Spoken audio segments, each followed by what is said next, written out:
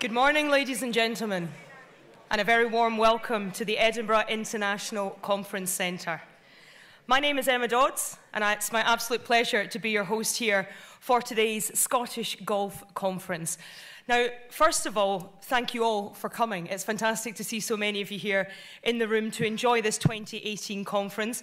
You may notice there are a few empty seats, though. Now, there has been some rail disruption. Surprise, surprise. So anyone who is coming in, please just forgive them because it has been travel disarray, basically, that has not allowed them to be here on time. So we might have a few latecomers coming in, but of course we will make them feel welcome. So as I say, it's fantastic to have you all here today. We've got a great day lined up for you over the course of the next couple of hours. So I do hope you find it worthwhile and, of course, indeed informative as well. It's been a fantastic 2018 for golf in Scotland. At the very highest level, of course, we've had the golf at Carnoustie, we've had the men and women competing at Gullin, so lots to reflect on as far as the top level golf. A lot further down as well, we've had success on the Challenge Tour, and of course at club level and amateur level, which we will hear about over the course of today. I also want to welcome our viewers who are watching online, because times are changing and we're delighted that this is being streamed on social media today as well. So if you haven't been able to make it here to Edinburgh, then you are still able to watch online. So a very good morning to you for that one as well. Now, today's conference is going to focus very much on Scottish golf's commitment to developing the game. And you yourself will also have a chance to engage with some of the presentations that are taking place up here over the course of today. We're going to have presentations from the leadership of Scottish golf and also some of the industry experts. They're coming up here to talk to us as well. So very much a lot to look forward to. And again, thank you for your time in being here, because it is about you, and your continued commitment is paramount to helping grow the game here in Scotland. Now, before we get started, a little bit of housekeeping for you today. If I could ask that all of your mobile phones are put onto silent, just out of respect for anyone who is coming up here onto the stage to give a presentation or answer some questions. So that's the first port of call. While you have your phone out, though, don't put it away, because, as I mentioned, you are going to be able to engage with what is going on the stage up here today. We have an interactive platform that is going to allow you all to ask questions of the panel, and also, as I say, some of Scottish golf's leadership as well. How to get involved is this. If I could ask you all to join the Wi-Fi network here, if you would like to ask questions, if you join the Wi-Fi network, it is the EICC Wi-Fi network, and the name of the network is called Delegate. So I'll talk you through it as we go before we kick on with the actual conference. So it's the Delegate Wi-Fi, and the password for that is Haymarket, all lowercase. If you've all found that.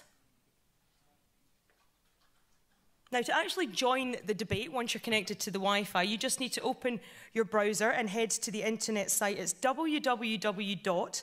and it's Slido, SLIDO.com.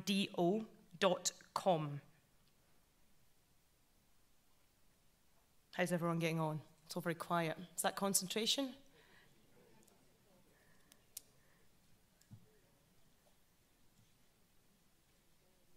So once you get to the website, slido.com, if you've all managed to get that far, I'd ask you to use the event code #ScottishGolf. All lowercase, all one word, #ScottishGolf. Now, once you get this far, there are two options. You can click on the profile button, which is in the top right-hand side of your screen. You can register with who you are, or it's quite acceptable if you would prefer to remain anonymous when you're typing your questions. It's up to you. You can put your name in and where you're from, or you can remain anonymous to type the questions. And once you're logged in, the screen gives you two options. You can ask a question, or you can take part in a poll. Hopefully you're keeping up and you're all managing to navigate this okay. I know it's tricky out there in the World Wide Web. So basically there'll be two presentations that you'll be able to submit questions for, and at the end of those presentations the people on stage will be able to answer those questions for you. Of course, if there is a recurring theme, do forgive us if we don't ask everybody's question. We'll try and get through as many topics as we possibly can over the course of this morning's session and, of course, the afternoon as well. So hopefully you're all getting on okay with that. Yes? No? Yeah, good, okay. Let's do a little bit of a test then, because we're going to start a poll. It's a test poll, just to familiarise yourself with how it goes. So once you're into slido.com, if I can ask you to click on the poll button and let us know who is in the room today. We've got a multiple choice of answers. I know there's a varying array of delegates here today, everyone ranging from golf club members to non-members. We've got the area delegates as well who are here today. So if you can just inform us of who's in the room, it'll give us a chance to gauge exactly the subjects that we're going to be covering over the course of today as well. So that's just a little test to familiarise yourself. One other point as well, if you do see the questions that are listed on slido.com and there's something that you particularly are interested in, you can like the question.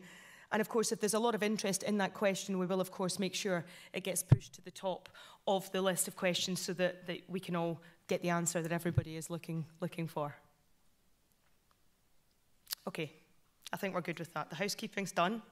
Let's press on with the conference because we've got so much to get through over the course of this morning and this afternoon. So now we are underway. I would like to ask the chair of Scottish Golf, Eleanor Cannon, to come to the stage to open this year's conference.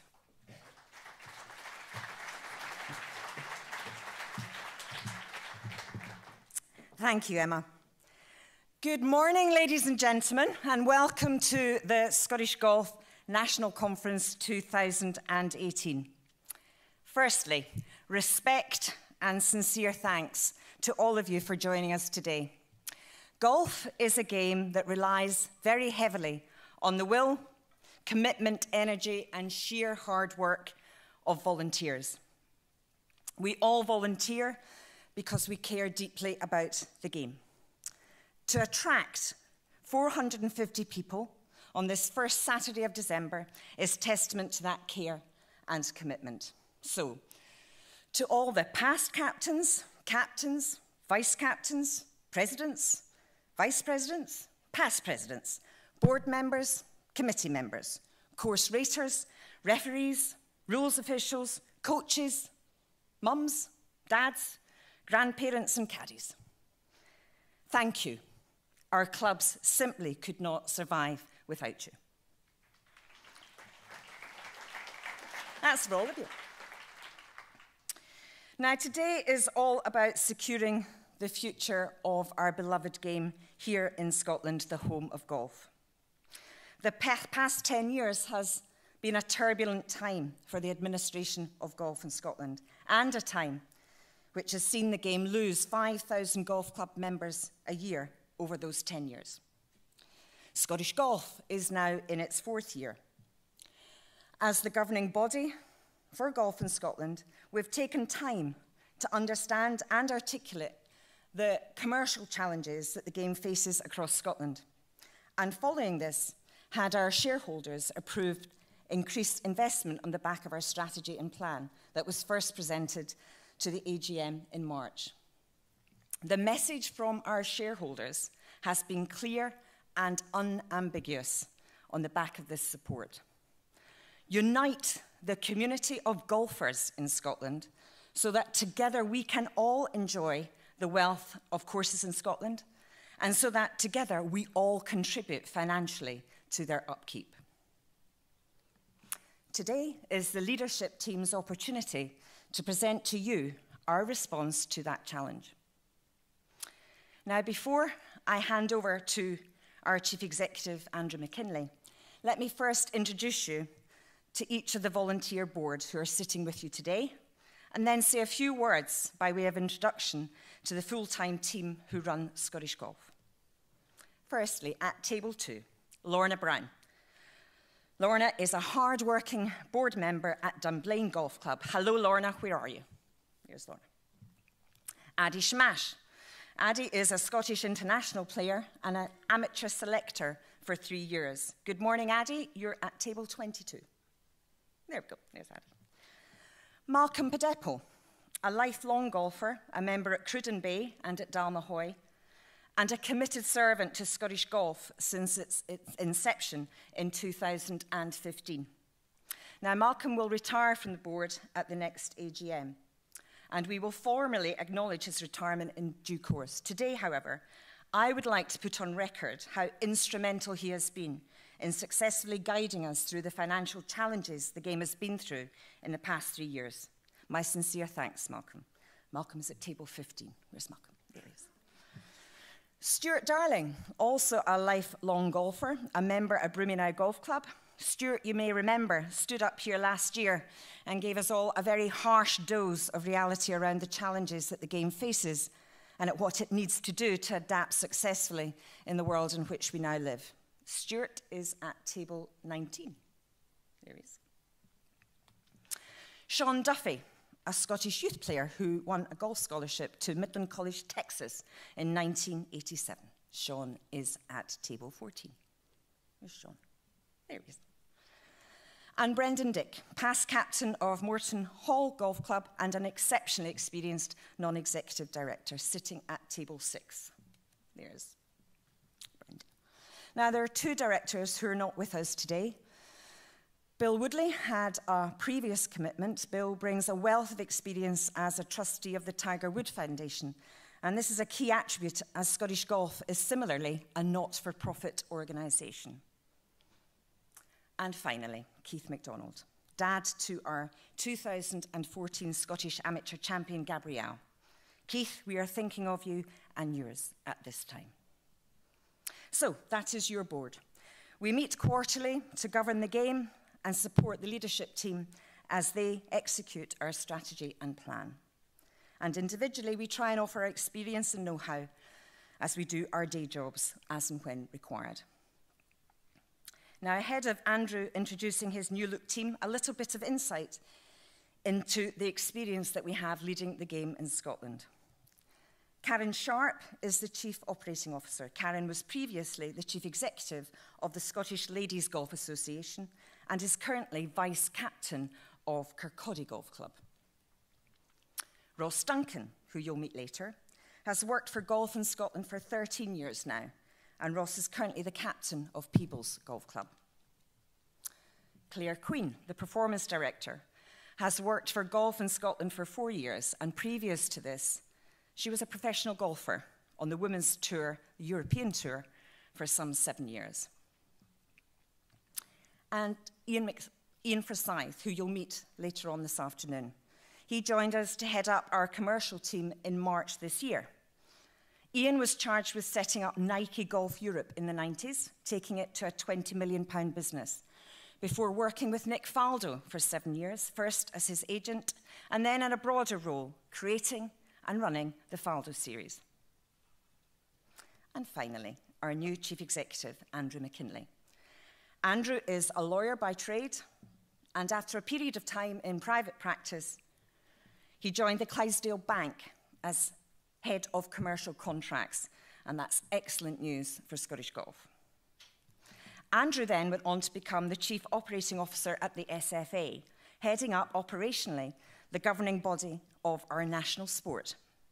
How fitting that he then chooses to join the governing body of Scotland's national game as Chief Executive. Ladies and gentlemen, I look forward to looking forward with you today as Andrew and his team present future options for golf clubs in Scotland as they tackle the huge commercial challenges of sustainability and growth in today's ever-challenging economic climate. I'm delighted to introduce you to Andrew McKinlay. Thank you very much.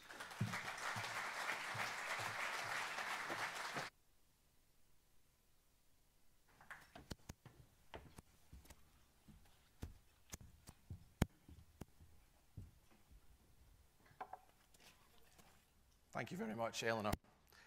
Welcome to all of you in the room this morning and to all of you in the live stream.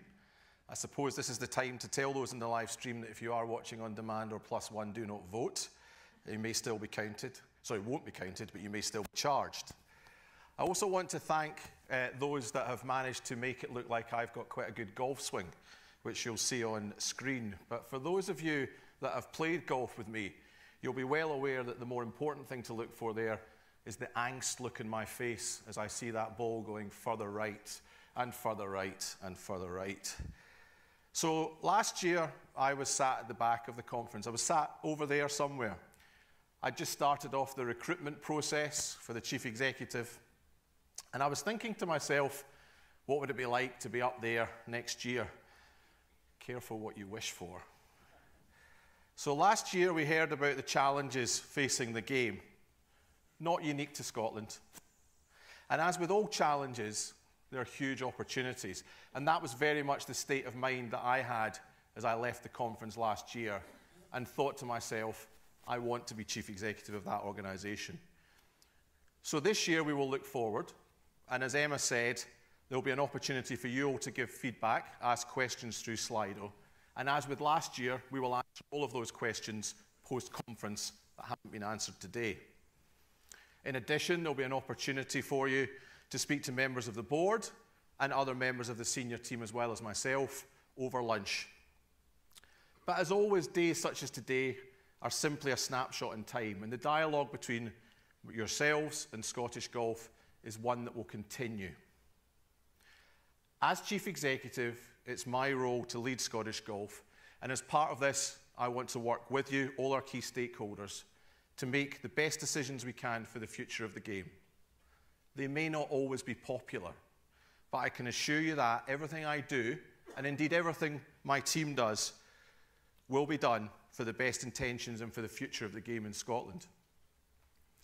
Some of you in this room may have read the fantastic book Legacy by James Kerr, which is all about the culture of the All Blacks. And for those that haven't read it, I highly recommend it.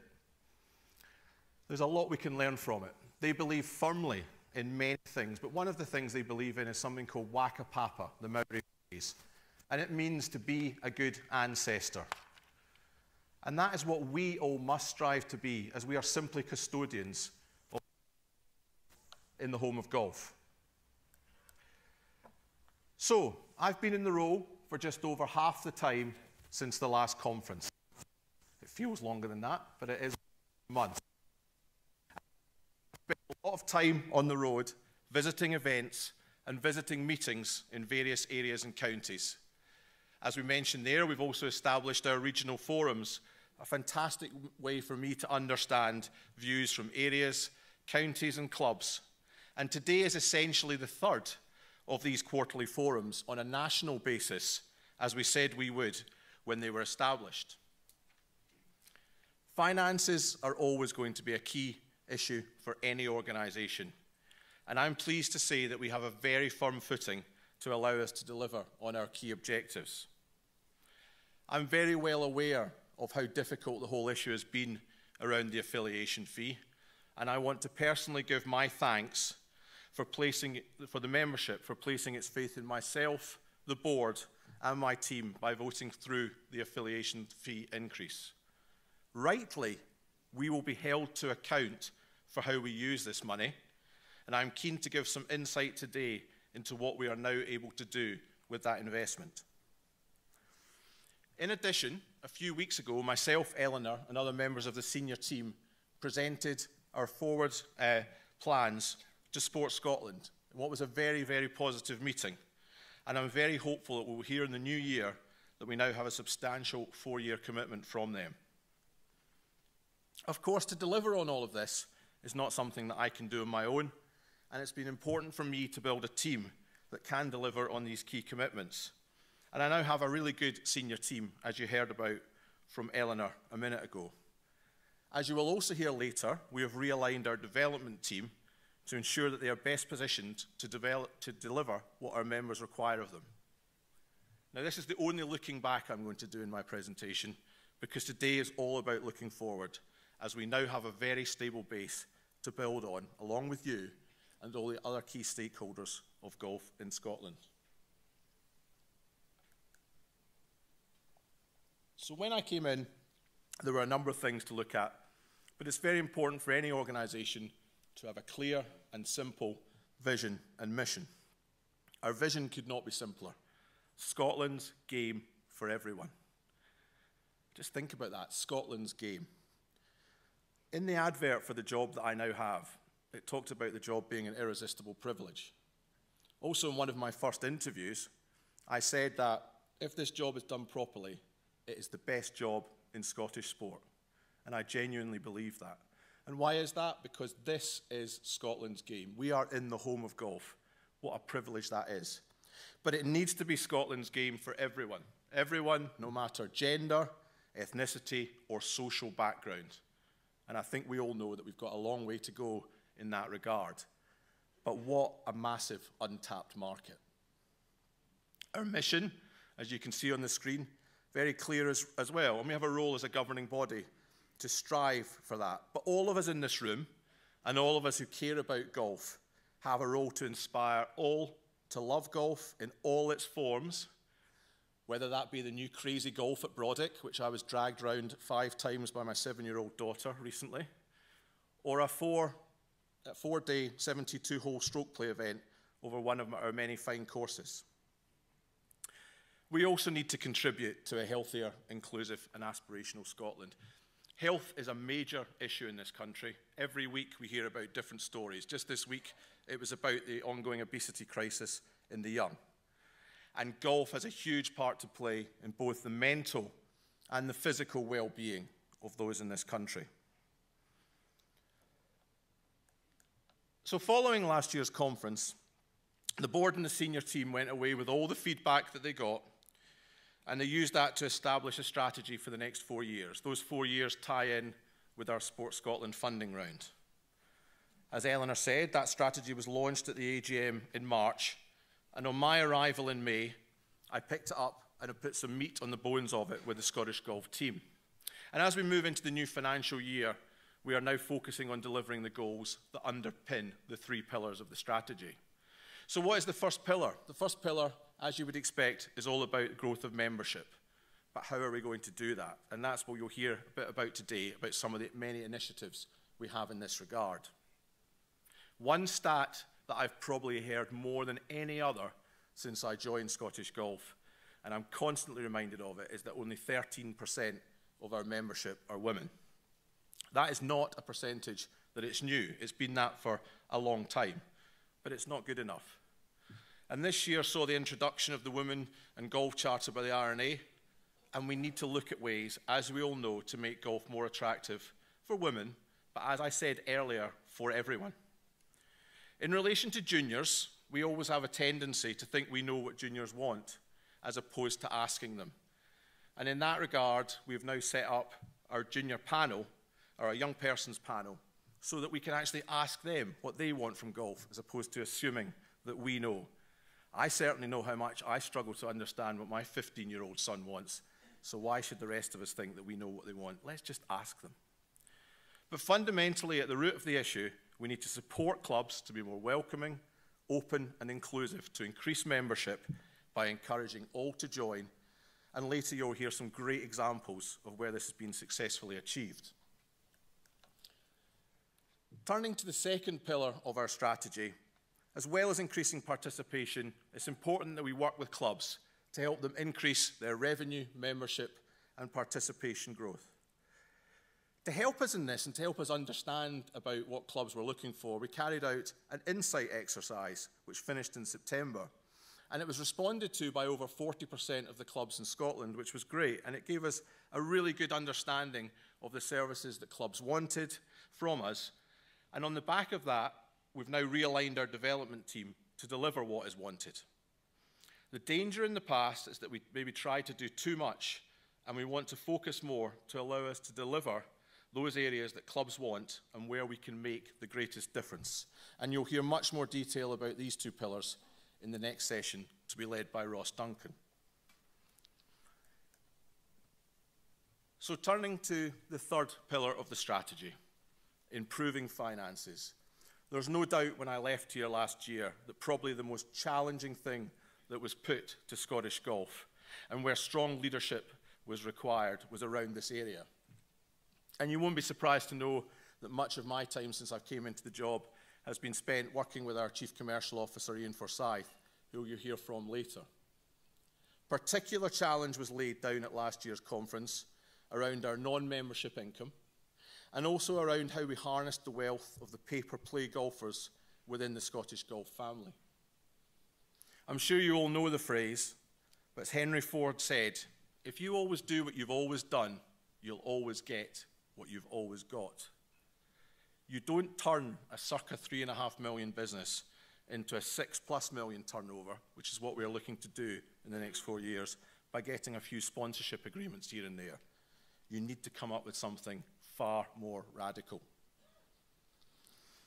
As we're all aware, and as you heard starkly at last year's conference, society has changed and continues to change at a rapid pace. And the companies that have by far been the most successful are those that have disrupted the norm. And you'll know some example of these, and you'll hear more about that later. Within golf, the norm was disrupted a number of years ago in relation to the ability to easily get tee-off times online as a pay-per-play golfer. Many golf clubs embraced this for the right reasons, and for some, it has been very successful. However, as was highlighted last year, whilst the cost of golf club membership goes up, the cost of a round of golf has gone down significantly, and that is not a sustainable model. At the same time, significant amounts of money have left the game. I want to be very, very clear here. I'm not blaming anyone for this, and anyone that knows me at all knows that I believe very firmly in the free market as much as anyone else does. However, it's become very clear to me over the last 6 months that we have another major disruptor coming down the line facing the game. But this time, we have an opportunity to get on the front foot. And to be clear, if we don't, others will. The biggest surprise to me since I started in this role is the number of commercial companies that want to work with Scottish Golf and want to profit from the game. So it's clear that the number of people playing the game is seen as a huge opportunity to these companies. Scottish Golf must be the leader here, as we are not in this for commercial gain. On the contrary, we have a vested interest in the longevity of the game in this country. So to be clear, any and all money that we make will be reinvested for the good of the game in Scotland. So what is this disruptor? Well, it's quite clear. It's the handicap, and in particular the availability of the handicap to pay-per-play golfers. With the fast approaching introduction of the World Handicapping System, I'm aware of a number of commercial organisations that are looking at this space and see it as a huge opportunity. I'm also aware of legal challenges to the current handicap system in GB&I, and I'm aware of other countries who have already provided handicaps to pay-per-play golfers. For example, in New Zealand, 2/3 of those who have taken those handicaps have never been members of golf clubs. And of the other third, most of them have not been members of golf clubs for years. There are also other countries far closer to home that are looking at this.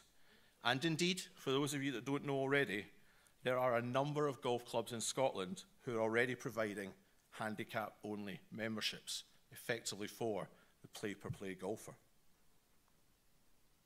At the moment, membership of golf clubs in Scotland makes up approximately 21% of those who golf in Scotland, but contributes the majority of the money to the maintenance of the clubs and courses. I don't believe this is right, and we need to ensure that we bring the pay-per-play golfers into our fold in a manner that will bring significant revenue into the game.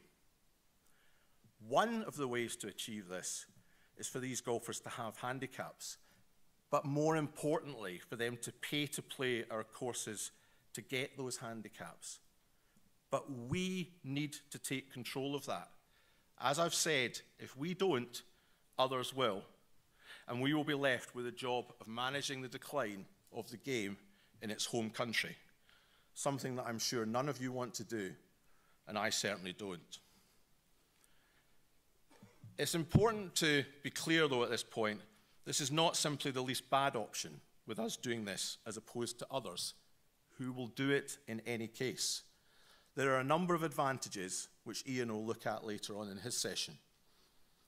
It's important for me to stress the point. I understand the stresses and strains that clubs are facing, and in particular those faced by, amongst others, club managers and volunteers who are the bedrock of our game. We believe that what we are looking to introduce and offer to clubs will help make their lives easier and will also assist in growing the game and bringing significant potential revenue that clubs would not otherwise have had. It's also very important to note that clubs will remain in control of their courses and who plays their courses. They won't be forced to welcome pay-per-play golfers with handicaps. However, as with all challenges and change, there is a great opportunity, and clubs should see these golfers as a significant source of additional income. Another great advantage of the system that we're bringing in is on the data side. I've often been challenged around the one affiliation P point, and bringing in the new system will allow us to have the necessary information to properly consider the issue of golfers only paying one affiliation fee, even if members of several clubs. This will lessen the money that some clubs have to pay, and could also be used as a discount by others to encourage new members who are members of other clubs. Also, if we can raise the sort of money that I am sure we can, it will give us far greater flexibility for our financial model into the future. This is a potentially transformational project for the game in Scotland, and it's one that all of us in Scottish golf are very excited about, and you will hear much more about it in this afternoon's session.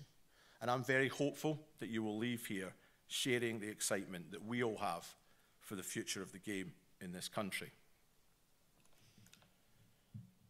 Just to finish off from me, as well as focusing on these pillars and spending much of my time out and about listening to those involved in golf in Scotland, I've also attended a number of events this year and have seen some of the great talent that's coming through the amateur ranks. In particular, I would like to mention the two Hannahs, Darling and McCook. You'll see pictured there Hannah Darling, who won the inaugural R&A Under-16 Girls Open at the age of 14. And Hannah McCook won back-to-back weeks in the Irish and Welsh Opens. 2018 also saw Shannon McWilliam represent Scotland in the GBNI team at the Curtis Cup. On the men's side, amongst other things, Sam Locke, pictured there, won the silver medal at Carnoustie, and Ryan Lumsden qualified to play in the US Open at Shinnecock Hills. No mean feat. We still have a role to play in creating champions who will be role models for future generations and golfers. And from my perspective, the standout achievement this past year has been that of the men on the Challenge Tour, with some great tournament wins and, of course, 4 Scottish graduates to the full European Tour. And as I'm sure some of you have seen overnight, they continue to be very successful on the full tour. So I'd like to leave you with a short video celebrating their success. Thank you.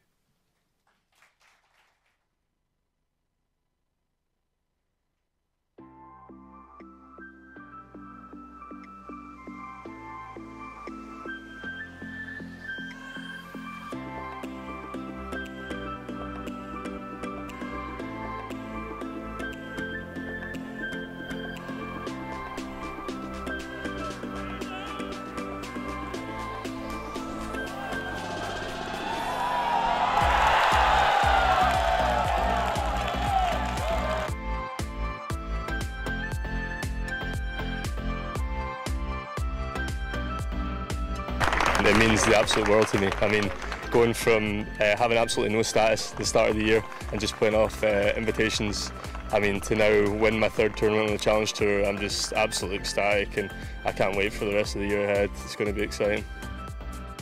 Well, this is my 5th season on the Challenge Tour and I've never won yet. So to do it on a week when everybody's here and everybody's watching, you know, I can take so much confidence from it, and yeah, no, it's just so pleasing. And this is just surreal. I don't know how it's happened, but I feel very fortunate, very lucky, and thankful. Oh, I couldn't even imagine this was going to happen starting the year in January. With the goals that I'd set myself to be now in such a good position on the Order of Merit here. To have this one and still events to go, it's just nice to just try and keep pushing myself up the board and see how high I can finish in the rankings.